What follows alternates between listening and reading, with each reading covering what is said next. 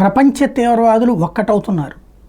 యెమెన్లో ఉన్నటువంటి హౌతీల దగ్గర నుంచి, లెబనాన్లో ఉన్నటువంటి హెజ్బుల్లా దగ్గర నుంచి, పాలస్తీనాలో ఉన్నటువంటి హమాస్ నుంచి వాళ్ళ ముగ్గురు ఒక్కటై, ఆ పక్కన ఉన్నటువంటి ఇరాక్, సిరియాల్లో ఉన్నటువంటి Islamic resistance force, Islamic jihadist force ఒక్కటైతే ఇప్పుడు వాళ్ళు మళ్ళీ మరికొన్ని తీవ్రవాద సంస్థలను యాడ్ చేసుకుంటున్నారు. అందులో హౌతీ తీవ్రవాదులు ఒక పక్కన ఎర్ర సముద్రము, అలాగే ఇండియన్ ఓషను ఇట్లాంటివన్నిటి దెబ్బతీస్తామని ముందే ప్రకటించి ఇప్పుడు దానికి అవుట్ సోర్సింగ్ ఇచ్చారు.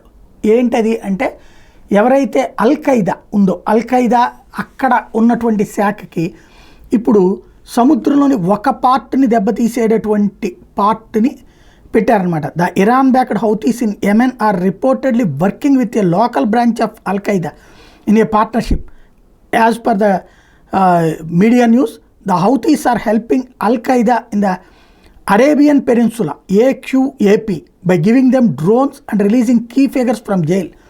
Remember, the US once leveled AQAP to be among the most dangerous branches of the global jihadist network after it carried out deadly attacks in the US, France, Yemen and Saudi Arabia. ఇది ఏవైతే Saudi అరేబియాలో, యెమెన్లో, ఫ్రాన్స్లో, అమెరికాలో దాడులు చేసినటువంటి ఏదైతే కీలకమైనటువంటి AQAP, al-Qaeda in the Arabian peninsula వాళ్ళకి ఇప్పుడు రాకెట్లు, డ్రోన్లు ఇచ్చి మిగతా వాటి మీద అటాక్ చేయమని చెప్పి హౌతీలు చెప్తూ ఉన్నారంటే ప్రపంచ తీవ్రవాదులు ఒక్కటై పెను ఉన్మాదాన్ని సృష్టించడానికి ప్రయత్నిస్తున్నారు.